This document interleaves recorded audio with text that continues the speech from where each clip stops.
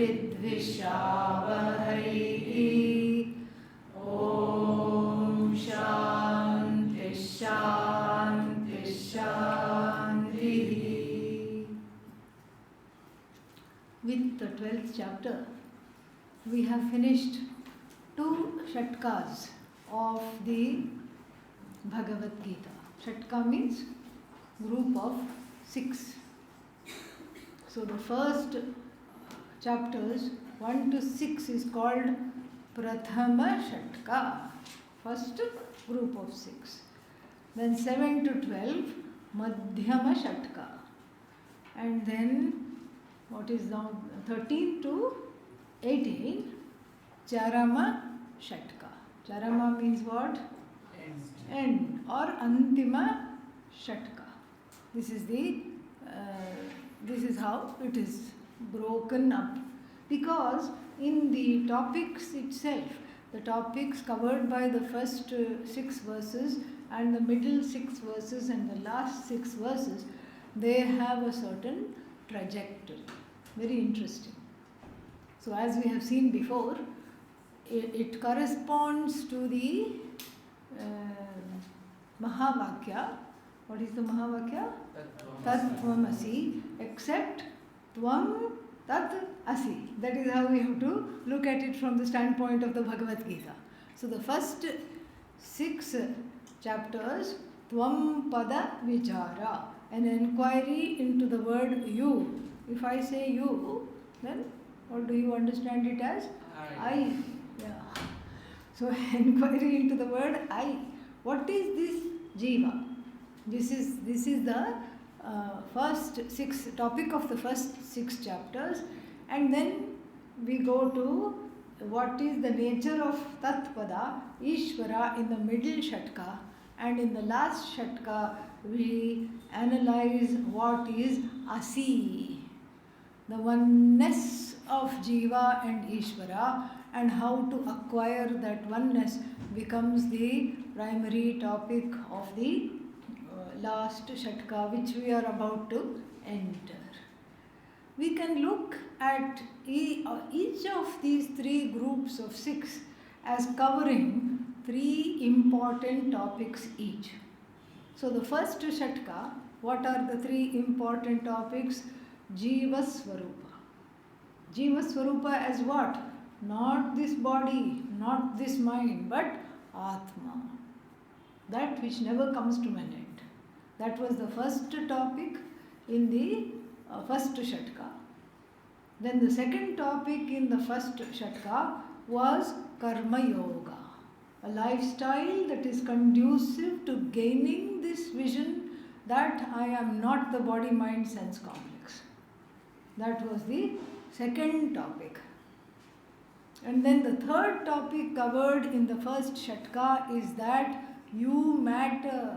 Your karma matters. Your abilities matter. You have free will and you have the ability to choose what you are doing. It's not all just something predetermined thrown into your lap. And that's why the 6th chapter, the famous verses, what is that? That famous verse. Uddhared atmanatmanam, atmanam avasadayet, atmaiva atmano bandhuhu, Atmaiva Ripuratmanah. So we saw that you need to have that effort.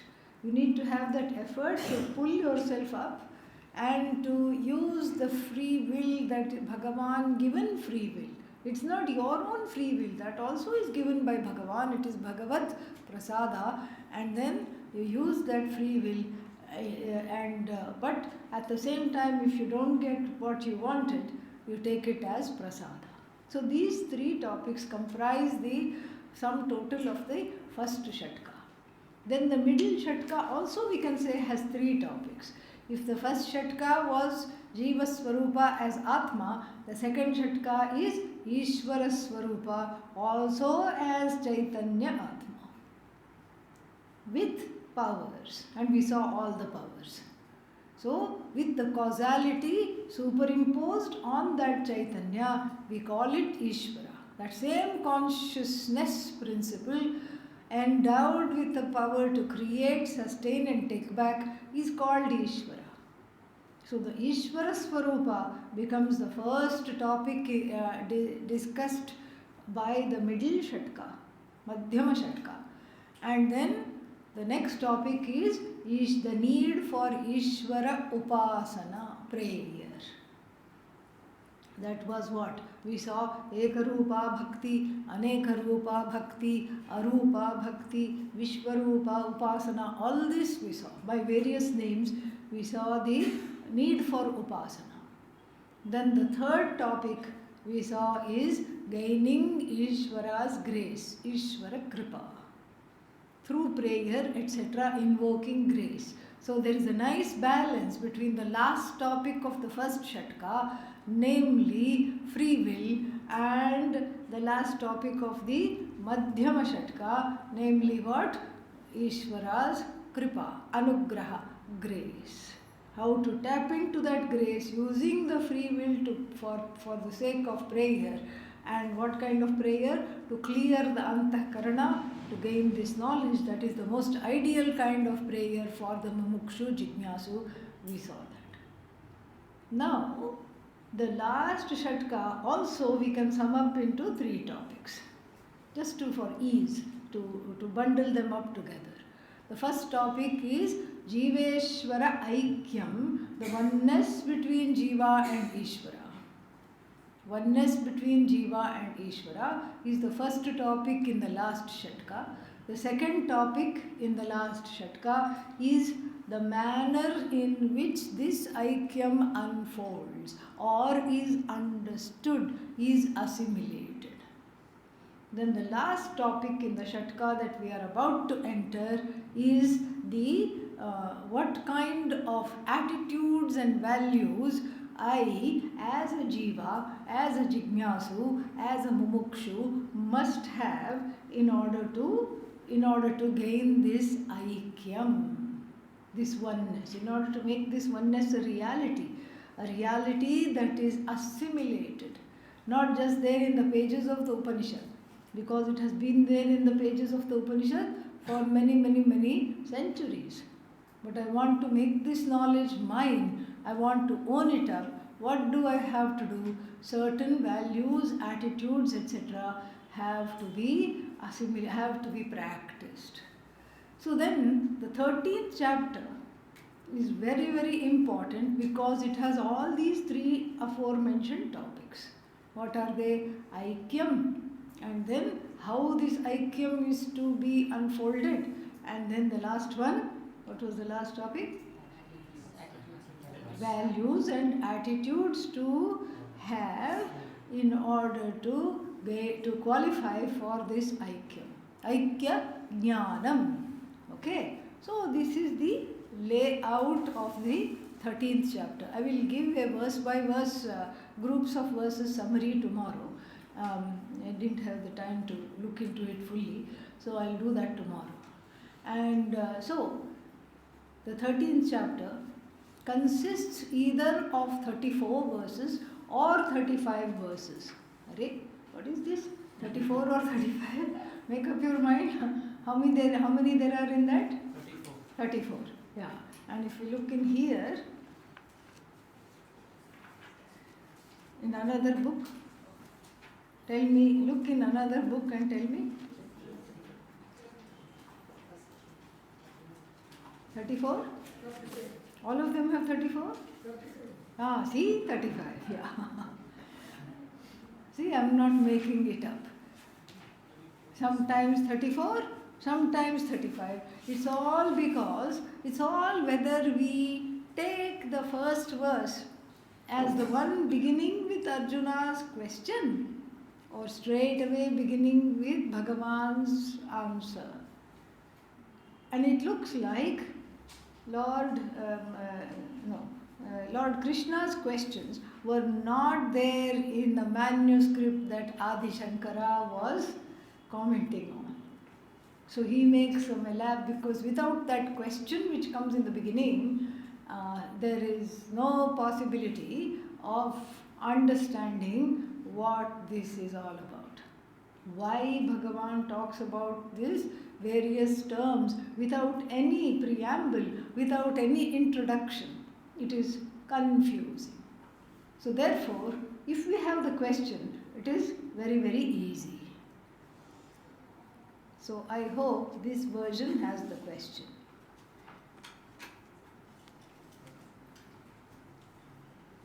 Thank God, yes. This version has the question. So therefore we have 35 verses. And the 13th chapter, since it is a bridge going from Tat Pada to Asipada, is another reason why the Lord has, Adi Shankara has commented on it in great detail. Several Purva Pakshis are taken and dispensed with one by one, and then all the arguments are just very, very, very tight. Needless to say, we are not going to look into the Bhashya, and there won't be time to refer to it also because it's very, very minute and probably not relevant in order to appreciate the sum total of the beauty of this chapter. So with this introduction, let us read the first verse. Arjuna Uvacha Prakritim Purusham Chaiva Kshetram Kshetrajnam Evacha Etad Veditum Ichhami Jnanam Jneyam Cha Keshava.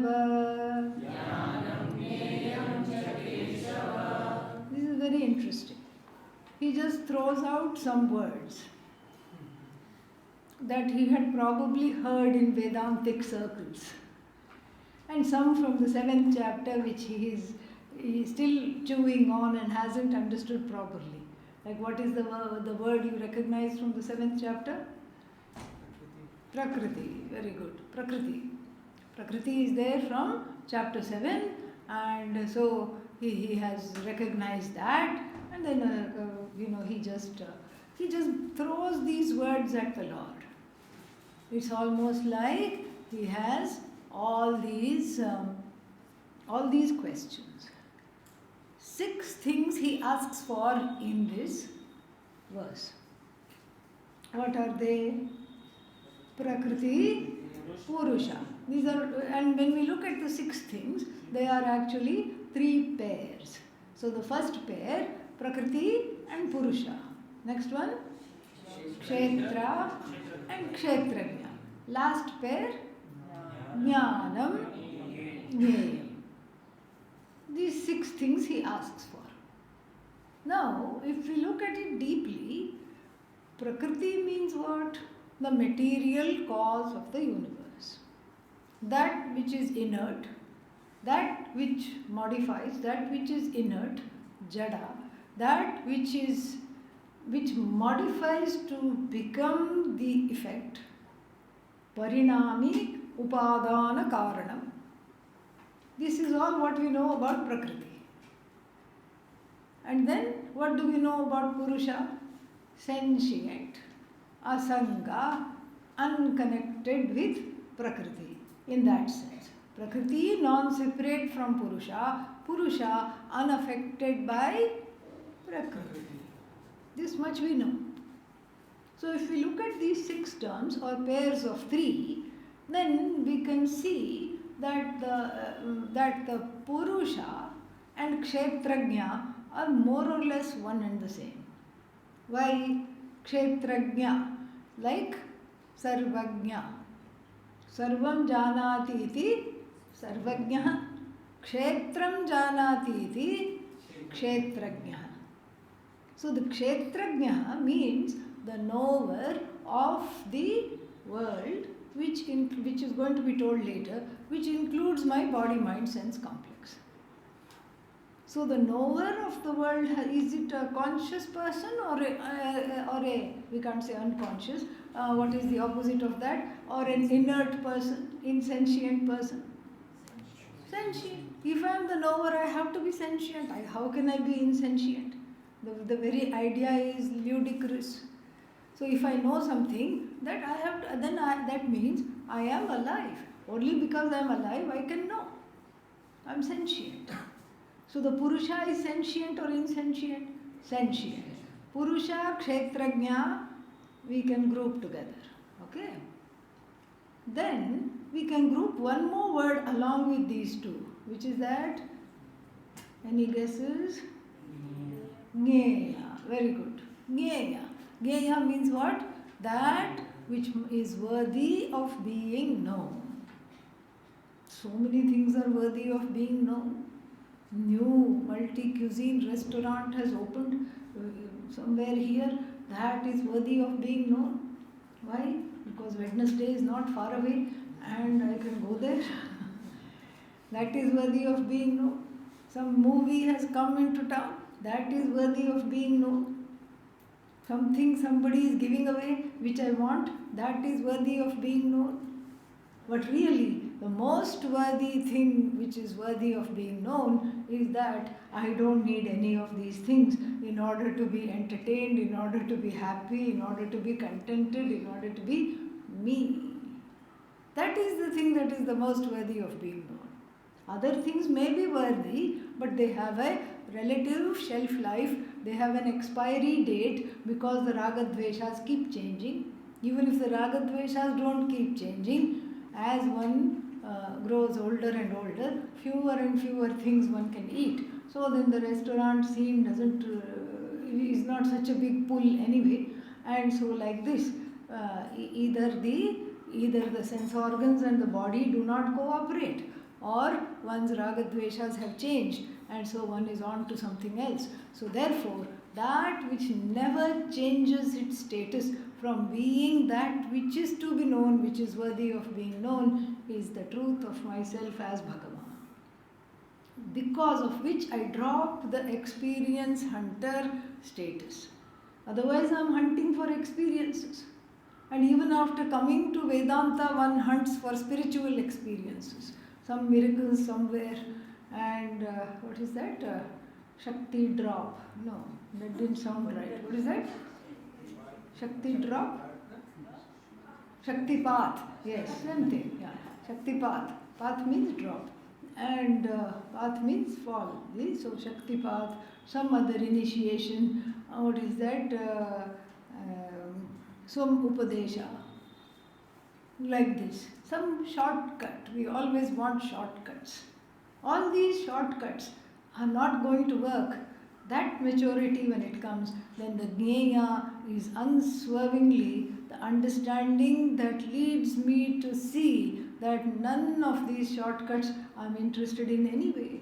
In the discovery of the glory that I am a non-wanting person, these shortcuts are simply that. They fall short.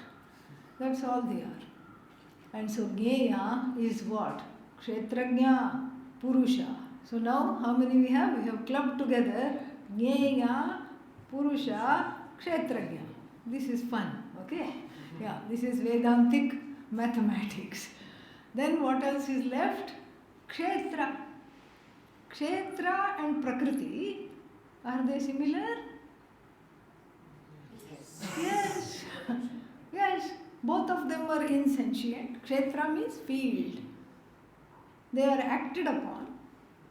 And then, so therefore, both of them are more or less together. They can be clubbed together.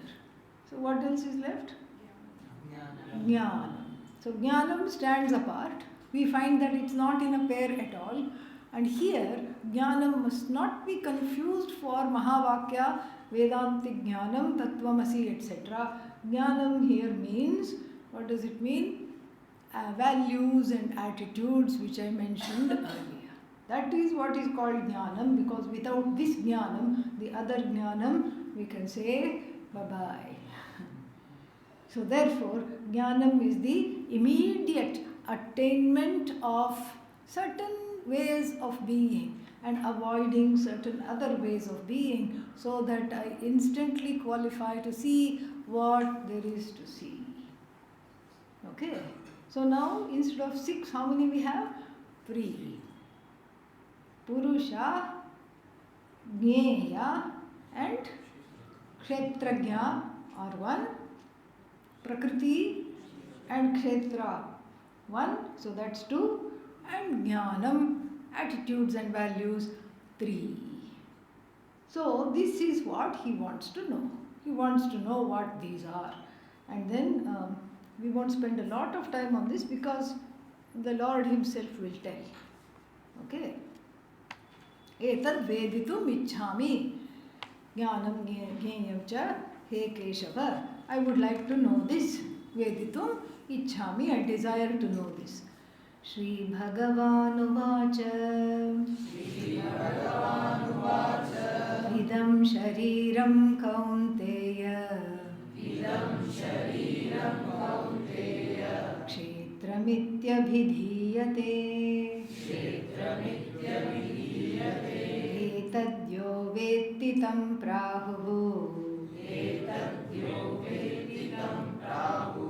Kshetrajna iti tadvidah Kshetrajnam chapi mam vidhi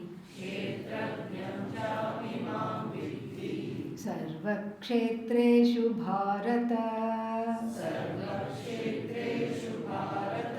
Kshetra kshetrajnayor jnanam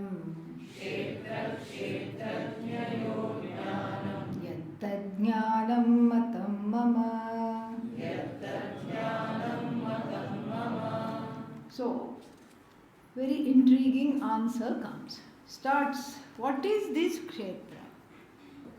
What does he say? Idam shariram. Hey Kunti putra. O son of Kunti. Meaning, you already have a title there. I am the son of so and so, daughter of so and so. I am this, I am not that, I am this. I am this many feet tall. And this many kilos. I am the liker of these objects and the disliker of these objects. There is already a well-entrenched identity. With regard to what? The body. Later on, we are in verses 6 and 7, we are going to be told that the mind and the senses are also, the whole body, mind, sense complex is part of the what is called kshetra. But for now, he just drops a bombshell. This sharira is kshetra. This sharira is the field. Idam shariram kaunteya. Kshetramiti abhidhiyate. Abhidhiyate means has been named to be what? The field. And by who? By the people who tadvidah. So tadvidah means the people who know the field, the knowers of the field means brahmajnanis. Brahmajnas, what do they say? So the ones who know this, they are called kshetrajnas. Naturally, the one who knows the kshetra is what? Kshetrajna. Etad yaha vetti. So the one who knows this, tam shariram prahuhu. So kshetramiti prahuhu. Kshetrajna iti tadvidah. So these kshetrajnas call this body, O Kaunteya, as the field. And what is this? The word, it's very interesting that, especially if this is supposed to be the first verse, if the question is not there, what does it start with? Idam. Not aham. Idam. Idam means what? This. Yes. What do I refer to by the word this? Everything other than I. I and this. This is never I. This is never I, because this is idam pratyaya gocharaha. Idam pratyaya gocharaha means anything that is revealed by the word this has to be insentient, has to be lit up by something other than itself, has to be brought to being. It is incapable of shining independently by itself. It is just not possible at all. this. So this is a shortcut for anatma, not I. Whereas when I say aham, then it is aham pratyaya gochara. Known by the I cognition is only one thing. What is that? Self-evident, I atma. Everything else, starting with this body-mind-sense complex, is known by the word this. But what is samsara? Aham and idam get mixed up. One is satyam. What is satyam? Idam. Correct? No. Aham satyam. The other one is what? Mithya. This is what Adi Shankara laments in the introductory bhashya to the Brahma Sutra. Satyanrite mithuni kritya. Mixing up terribly. Things that can never get mixed up. It's like if somebody confuses themselves for their shadow, what hope is there for them? I'm as good as the shadow.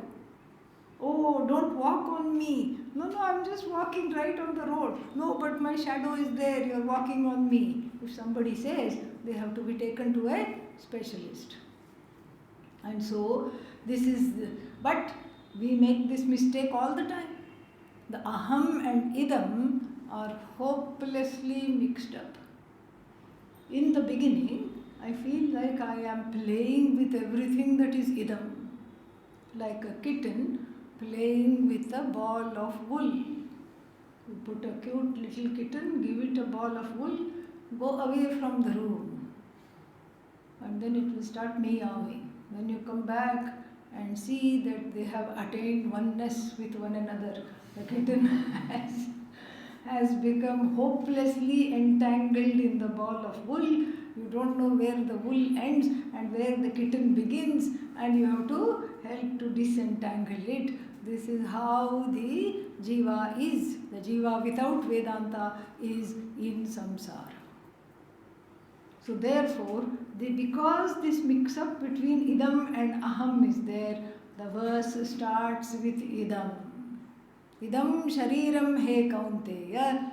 By the people who know what is what. By the Brahmajnanis, idam shariram, this body is known as what? Kshetra. The word kshetra is elaborately commented upon by Adi Shankara. We will take three meanings that are relevant here. One is kshatatranat kshetraha. Kshatatranat. Kshata means fall. Tranat means that which protects from the fall. Fall into what? Into samsara. What protects this body? Oh no, I thought the body is the problem. The body is not the problem. In fact, the human body is made for what? Moksha.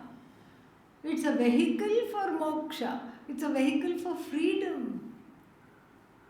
Provided the indweller uses it properly. We have seen this where? In the Rathakalpana, in the Kathopanishad. Sadashva and Dushtashva. Yastu vijnanavan bhavati samanaska sada shuchihi sodhanaf paramapnoti, where there is Vishnoho paramam padam. So the one who is a viveki, vijnanavan here means viveki. The one who has viveka, vairagya, is able to manage everything that is idam. The ratha, idam.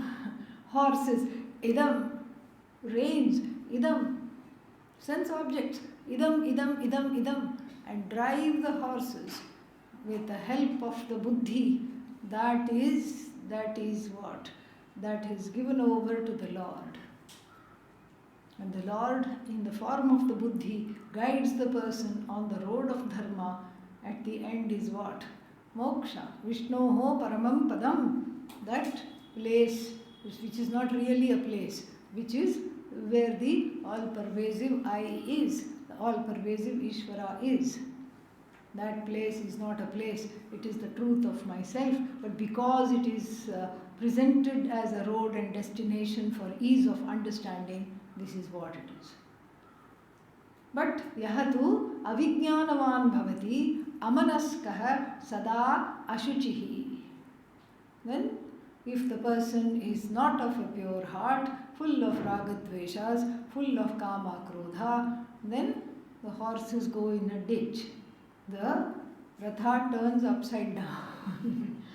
And then then there is punarjanma. That's all there is. But so we cannot blame the body. The body is a gift for moksha. Durlabham trayamevaitat. Daivanugraha hetukam. Manushyatvam includes the body. 3 things are very difficult to get without Bhagavan's grace. What are they? Manushyatvam. That one of them is Manushyatvam. Second is Mumuksha, the desire to be free. Third is the gain of the Guru, Mahapurusha, Samshraya. So the Manushyatvam is the first thing. And so that means what? This body protects from Kshata. Kshatatranatvat kshetram. That is first meaning. Then Ksharatvat kshetram. Kshara means what? Opposite of Akshara. Akshara means imperishable. Kshara means perishable. The word shariram itself is shiryamana svabhavat. That is the vyutpatti. Shiryamana svabhava. Oh, I do. Shiryamana means that which is subject to disintegration. Okay, I don't like that. So negative. All right. Deha. We'll use deha. Yeah, much better. Deha means dahana yogyatvat. That which is fit to be put on the flames at the end of the life. It's just based on how it is disposed of. Shiryamana svabhavat means that which goes under the ground or that which is put on the fire. Both common manners of disposal that's what makes it the body. Even when you say shariram, you can never get away from the fact that it is subject to decay. That's the second meaning of kshetram. Ksharatvat kshetram. The third meaning is also very, very beautiful, and that third meaning is kshetravat kshetram. Kshetram iva kshetram. It is literally like a kshetra, which technically means an agricultural field. What do you do with a field? Huh? You plow, and then after that what? You go to sleep? You sow seeds. Similarly, in this body are sown seeds. Bhagavan uses this body to sow the seeds of what? Karma. So this body sprouts in the form of the grains of karma phala to be experienced. This is what it is. To be experienced, to be either enjoyed or to be suffered. This is what is the third meaning of the word kshetram. Adi Shankara does a beautiful job with these derivations. And so, this is what is kshetram. And then, that is the second verse. Third verse also we chanted. Let us take a look at that. Then he says, he puts a little curved ball here also. Kshetragyam cha api mam vidhi. Where vidhi means know me. Mam vidhi, know me. As what? Kshetragyaha. I am the kshetragyaha. Where? Sarva kshetreshu. In all these bodies, in all the minds, in all the senses, I am the knower of them all. Kshetra kshetragnayoho jnanam yatta jnanam matam mama. What I say, Bhagavan says, what I say here is that this knowledge of what is Kshetra and what is Kshetrajna is really that a knowledge that has to be studied. Nothing else can be called knowledge. Nothing else can be called knowledge. This is the knowledge. So when Bhagavan says, I am the knower of all fields. So just like you are the knower of this body, somebody else is the knower of that body, yet another person is the knower of yet another body. What does Bhagavan say? I am the knower of all bodies. That means what? Knower between knower 1, knower 2, knower 3. What is the distance? No distance. The indweller as Bhagavan is the knower. No, and when we talk of it from the standpoint of the indweller, you can say, I am the Kshetrajna of this particular body, mind, sense complex. But when we go deeper and study Vedanta, what is the knowledge? I am the Kshetrajna of all bodies and all minds and all senses. But how? I can barely know this body. How can you say, how can I say I am the knower of all bodies? That is because when there is no identification with any particular body, then all bodies are what? Idam, idam, idam, idam, idam. What is the difference between idam shariram number 1, idam shariram number 2 and idam shariram number 3? All of them are the same. So the more I can say idam, idam, idam, then it doesn't matter. There can be 8 billion bodies. If we just talk of human beings, then we bring in other jantus. Then we bring in lions, tigers, big cats, small cats, and then hyenas, and then zebras, donkeys, everything. It's all kshetram, kshetram, kshetram. Because that conscious principle in all bodies is one, and that conscious principle which is the same in all bodies is Bhagavan. Making verse number 3, what? A Mahavakya. This is what it is. And what is the definition of Mahavakya? Jiveshvarayoho aikyamatam vakyam. So that sentence which unfolds the oneness between the miserable Jiva and the glorious Ishvara is called Mahavakya. This is a Mahavakya. Right at the beginning. That's why I said the second bombshell is dropped. First you will learn to recognize this body as idam and put that aside. Put that aside, and then what happens? And then the knower of this body is I, but then the knower of all bodies is Ishvara. That means what? I dare not say this, I am Ishvara, question mark. And then we will say, yes, you are Ishvara, or about the question mark. There is no question about it. You are alone Ishvara. How is this Ishvaratvam? How is this oneness between Jiva and Ishvara arrived at here? How is it arrived at? It is arrived at by localizing and discrediting the bodies. The bodies, and later on it's going to be added mind and senses. First we start with the gross, that's why body. Later on mind and senses and different buddhi vrittis will all be talked about as kshetra only. 5 mahabhutas are also kshetra, all that will be talked about. But for now, to understand this Mahavakya, very, very beautiful. So the kshetra, what is kshetra? Kshetra is that which is objectifiable. And right now what is this? Body. It's an object. It's an object of my observation.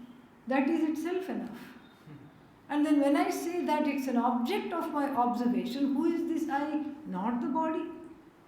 So the one who is aware of this body, and here because we have studied the first 12 chapters, we can say this awareness, this consciousness, this principle which is conscious, that which makes me objectify this body, that I who is the indweller of the body, Like when I enter into a house, I don't become the house. I am still the indweller of the house. Remember that samhata argument. Samhata put together. Asamhata not put together. So anything that is put together is for the sake of that one which is not put together. This is how that argument goes. The assemblage argument, samhata argument. It has some points which are very, very important, which we should never forget. First is that which is put together is for the sake of a conscious entity who is not put together. Number one. Number two, that which is put together is an assemblage of parts. So, that which is put together, since it is full of parts, since it is made up of parts, it cannot be the limitless whole. And that which is put together, since I am the one putting it together piece by piece, that means what? It is acted upon, it is insentient. So the insentient, what is that called? Body, mind, sense complex, like a house, is put together for who? For the Swami, the owner of this house. Owner again within quotes. For the owner of the house, this assemblage is put together. And who is the one occupying the house?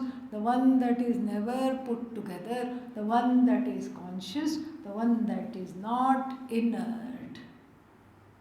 So this is what I have to see. So when I see all this, the body is naturally negated, for cognitively negated. It's not that I have to jump out of the body and have an out-of-body experience. I don't have to do that. Cognitively dismissed as being I. And then so the mind is also cognitively dismissed. The senses are also cognitively dismissed. And in this cognitive dismissal, after dismissing everything, what remains? Don't say shunya, okay? Yeah, what remains? I. The one, because the one that negates. The negator cannot be negated.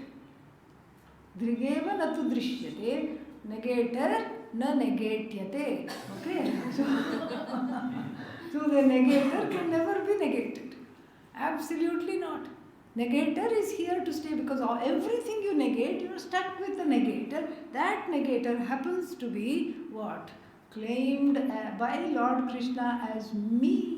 Lord Krishna says the one who negates everything, within this one particular samhata, one particular assemblage, sanghata, karya-karana sanghata, body-mind complex, within one particular assemblage, the one who negates this assemblage as I is in fact me. Me here is not Mr. Krishna, me here is not Avatara Purusha, me is who?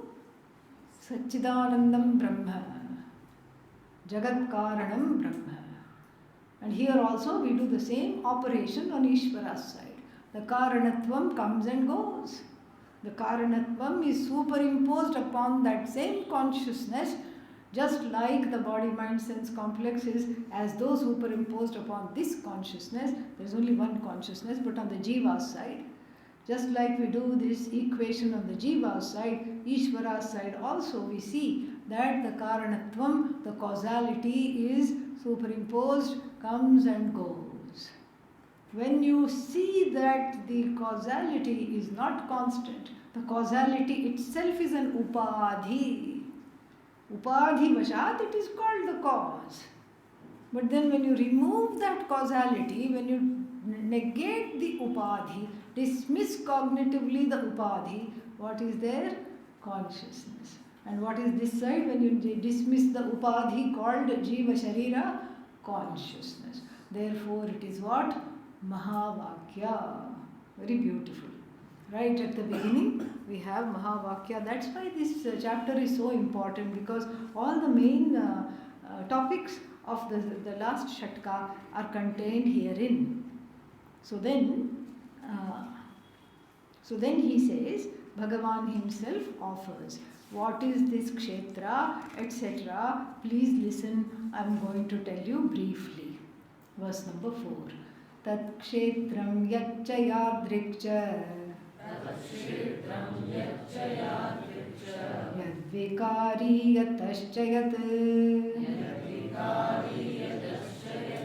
Sachayo yat prabhavascha Tat samasena me shrinu. Tat kshetram, that kshetra, again objectifying, idam, that kshetra, yatcha, that yadrikcha, what kind it is, yadvikari, what are its possible modification, yataschayat means from where it has come, what is its cause, yataha, fifth case, yasmat karanat vartate, from which cause it has come. That is the other thing I am going to tell you. Sachayaha, Sachayaha, in the second line we are not talking any longer of Kshetram. Who are we talking about? Kshetrajna. Second line is talking about Kshetrajna in verse number 4, even though the Kshetrajna is not mentioned by name. Because first we were talking about Kshetram. What is the clue? We are talking about it in neuter. Kshetram, Tat, and that, it's all neuter. Kshetram, Yat, Tat, and then suddenly Saha, Yaha, it has become a masculine, gender bender. How did the neuter become masculine? Because we are talking not of the inert body, but the conscious principle, Kshetrajna, Ishvara Swarupa. So, I am not only going to tell you about Kshetra and how it is changeable, mutable, from where it has come, where it is going, what are the possible changes it undergoes.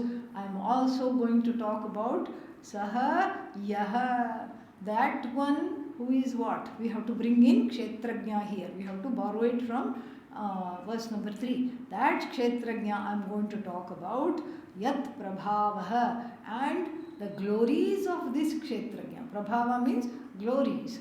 Prabhavascha tat samasena. Samasena means what? Briefly. Not using a lot of compounds. No, not that. I am going to tell you, please listen, I am going to tell you briefly. Okay, what is he going to say briefly? But first he does a little stuti of this Kshetrajna. Rishibhir bahudha geetam Chandobhir vividhaif prithak Brahma sutra padaishchaiva Hetumadbhir vinishchitaihi.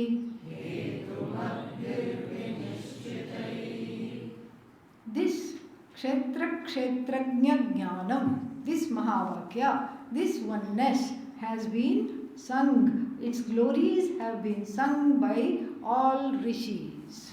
Rishibhihi bahudha geetam, in many, many ways. Like how so many, songs are there. Sarvam Brahmamayam, Re Re, Sarvam Brahmamayam.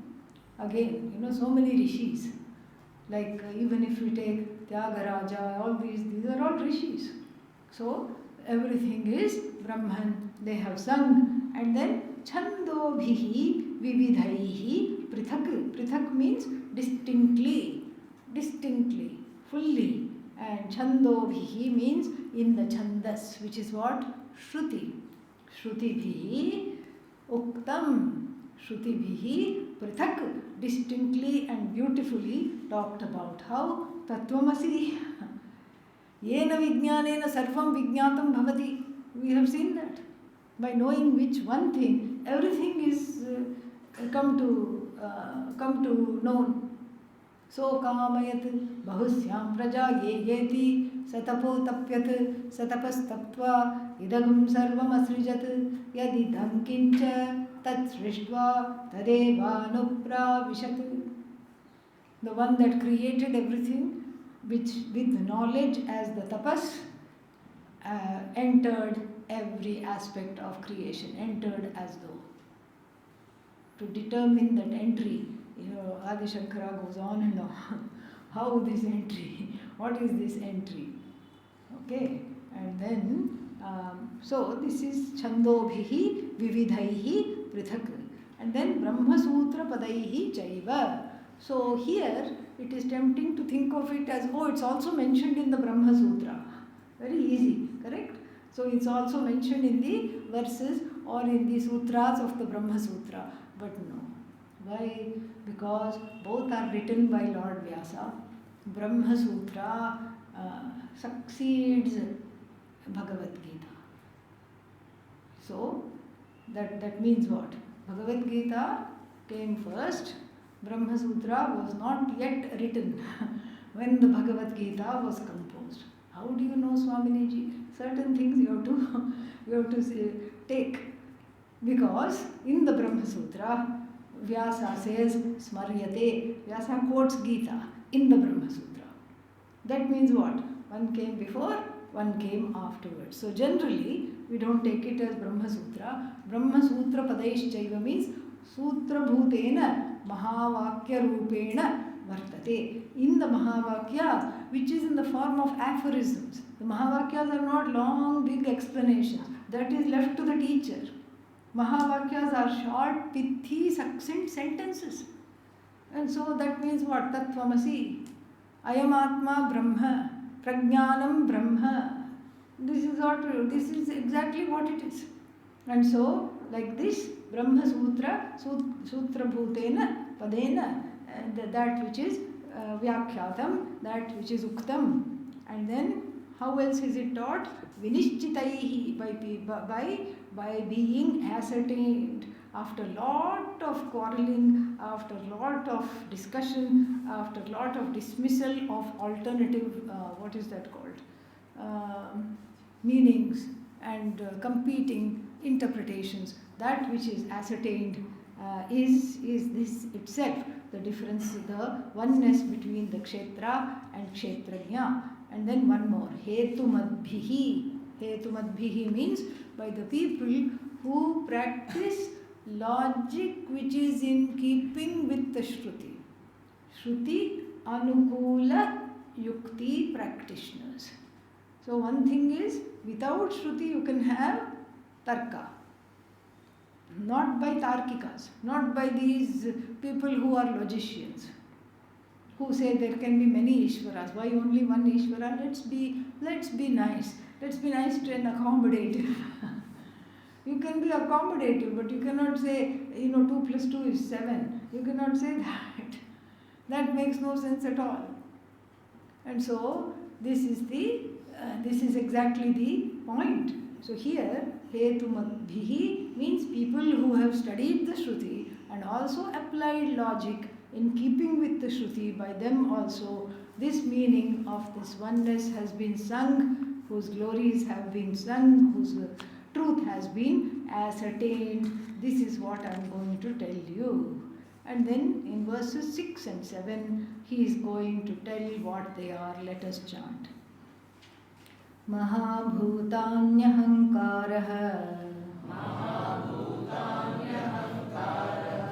buddhiravyaktameva cha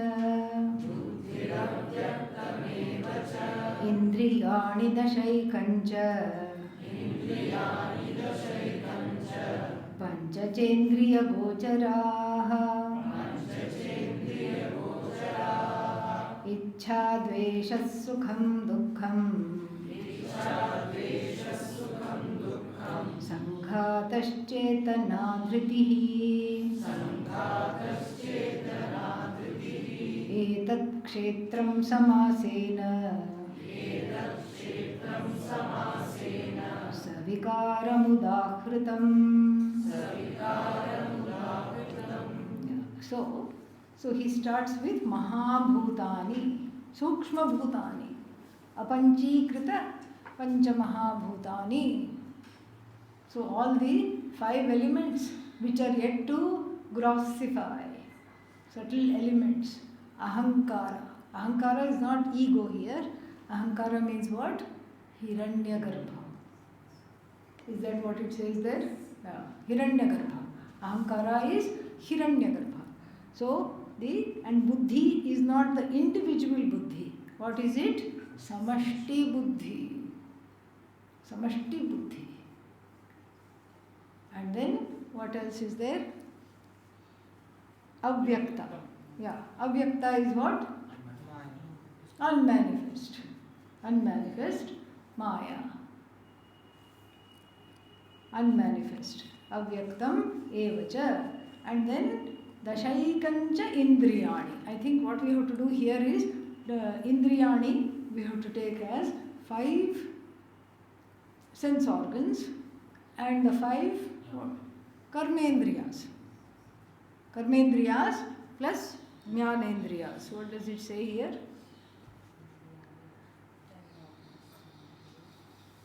Does it specify?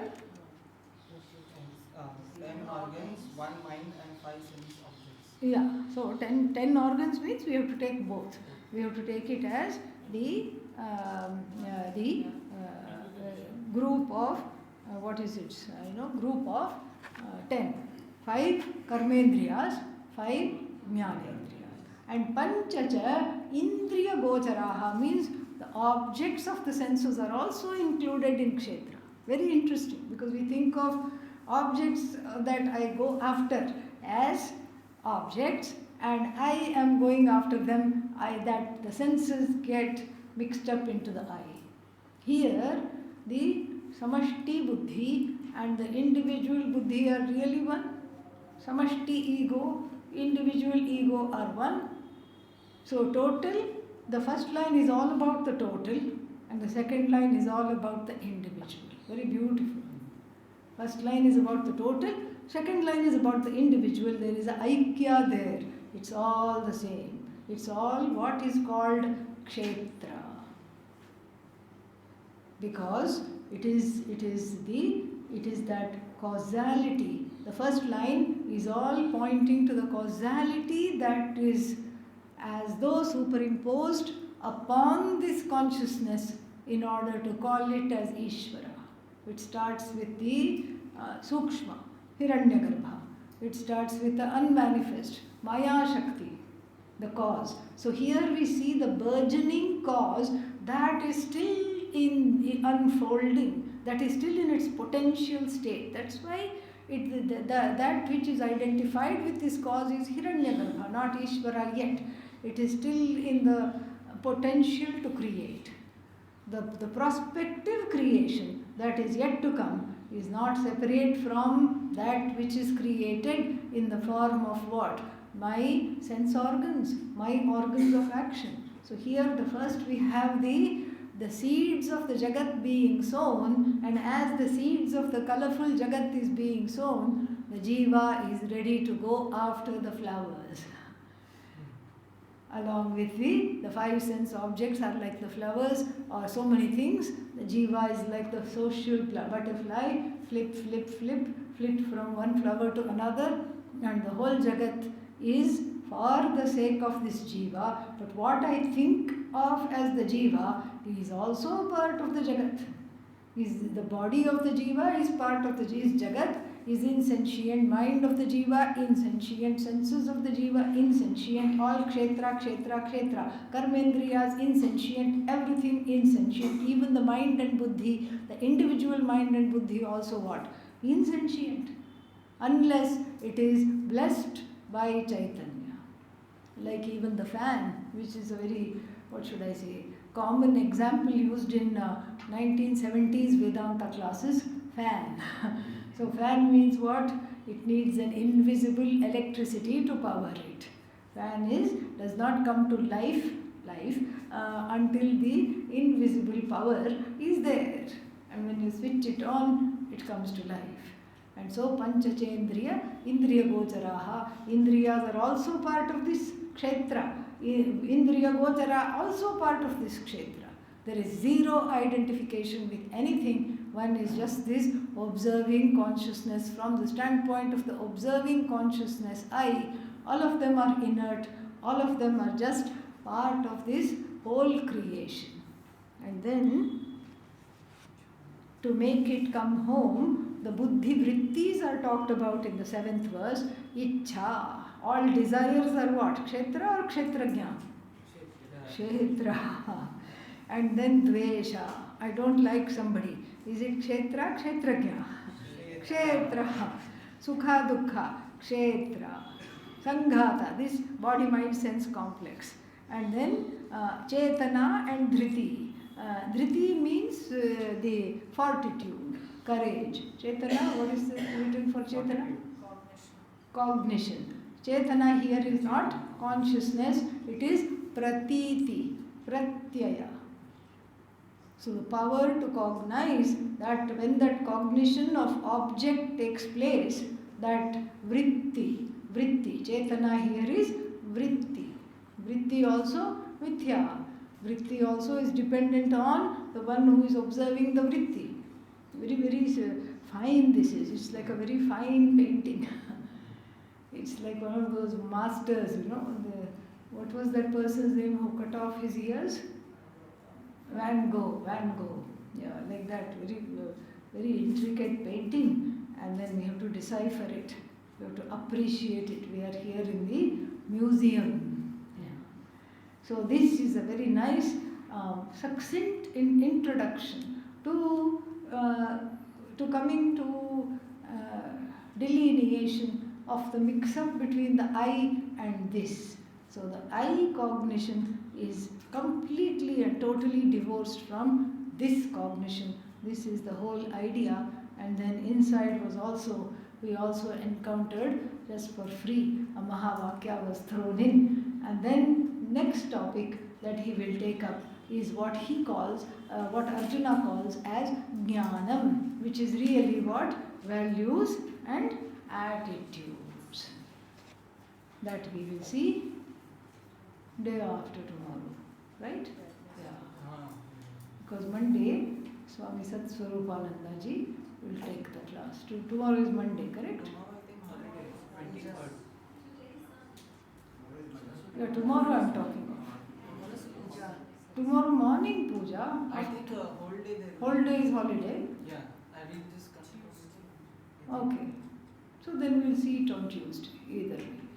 Om Purnamadah Purnamidam Purnat Purnamudachyate Purnasya Purnamadaya Purnameva Vashishyate. Om Shanti Shanti Shanti.